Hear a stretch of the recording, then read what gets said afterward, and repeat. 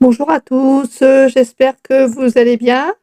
Je vous présente aujourd'hui le tome 3 de Star Trek classique, Spock doit mourir, de James Blish, aux éditions Fleuve Noir. Il a été édité en français en 1993.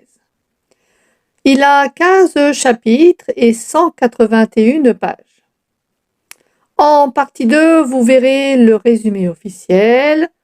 En partie 3, un extrait, le chapitre 1. Et en partie 4, ce sera mon résumé. Voici le résumé officiel. Les Klingons attaquent et les êtres mystérieux qui vivent sur Organia les laissent faire. Heureusement, l'ingénieur Scott n'est jamais à court d'idées. Il envoie une réplique de Spock sur la planète envahie. Mais rien n'est simple, et Jim Kirk se retrouve face à face avec deux Spock. Lequel est le bon?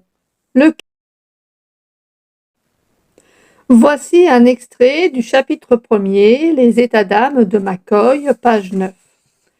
Journal de bord du capitaine d'Astellaire 4011.9. L'entreprise effectue actuellement une mission de repérage dans une zone inexplorée de la galaxie. Monsieur Spock m'a appris que, d'après l'ordinateur central, cette procédure continue de se nommer cartographie selon l'expression en cours bien avant le temps des voyages spatiaux. À mon avis, cependant, il serait osé de qualifier de carte l'espèce de gigantesque tache d'encre que nous sommes en train de composer. Bien que nous ne soyons pas très loin de l'Empire Klingon, lesquels assureraient sans doute que nous en avons franchi les limites, cette mission se déroule sans incident, et je commence à sentir qu'un certain ennui gagne mes officiers. Leur efficacité par bonheur n'en...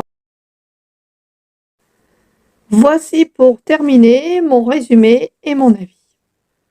L'Enterprise et son équipage ont pour mission de cartographier la galaxie, mais malheureusement la paix effective avec les Klingons est terminée et une bataille fait rage.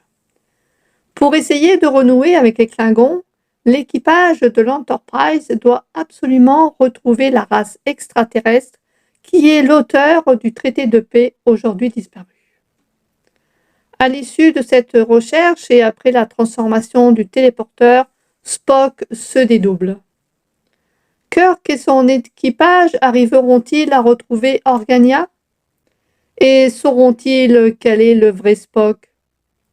Pour le savoir, je vous invite à lire ce livre. C'est une histoire palpitante et totalement inédite de la série télé. L'auteur a réussi à mettre une pointe d'humour avec le double Spock, malgré la guerre qui commence entre les Klingons et la Fédération. Cette aventure se lit facilement et je la recommande à tous les fans de Star Trek et de science-fiction.